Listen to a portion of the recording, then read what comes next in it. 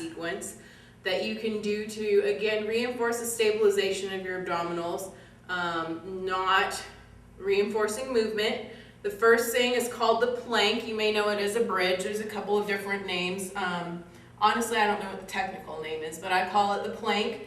So you're just going to get on your forearms. Make sure you've got your shoulders down and back, that you're not rounded like this. You want to reinforce strengthening those muscles between your shoulder blades and your upper back, keeping your chest open. You want to come out into a nice straight position. Make sure you don't have your hips up. You want them down. Nice straight position. So this would be the plank. You want to get up to being able to hold it for about 30 seconds. Once you've mastered doing this, you can add up the intensity and add some movement with your feet. So you can hold for about 5 seconds with this leg, switch over, raise the other leg, hold for about 5 seconds. You can put your feet up on a box and lift your feet up, and that will also increase the intensity. You can also, use stuff such as the Swiss ball or something that's going to really have to make you stabilize even more. So that's the plank. We're going to move over to the side plank. For this one, you want to make sure you've got your elbow in under your shoulder. And the first stage of the side plank is to be able to get your hips up off the floor. If you haven't done this before, it looks easy, but this is actually pretty difficult to lift your hips up off the floor. Really make sure that you're working your obliques here, your side.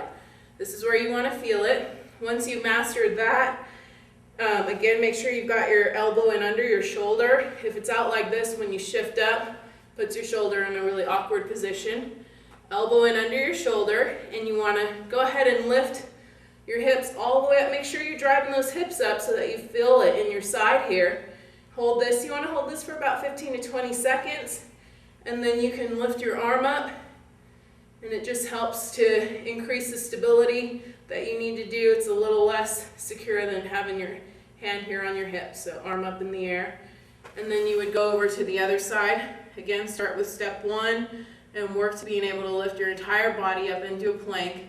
And you can add in stable surfaces such as little medicine balls or little stability balls or whatnot, the Swiss ball, and things to add some difficulty to that exercise. So the next thing is called the bird dog. So you're going to come onto all fours. Again, make sure you've got your chest open. You're not letting yourself round like that, keeping your shoulders down and back.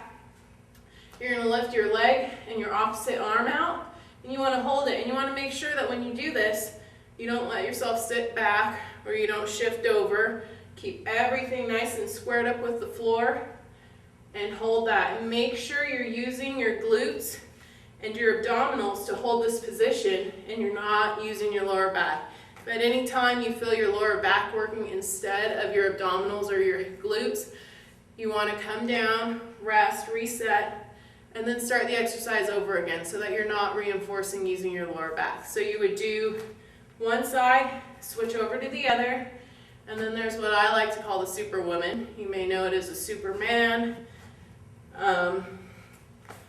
where you hold your arms and legs up. Again, make sure you're really recruiting your abdominals to stabilize and your glutes, and you're not just lifting your body up with your lower back. So you want to hold that.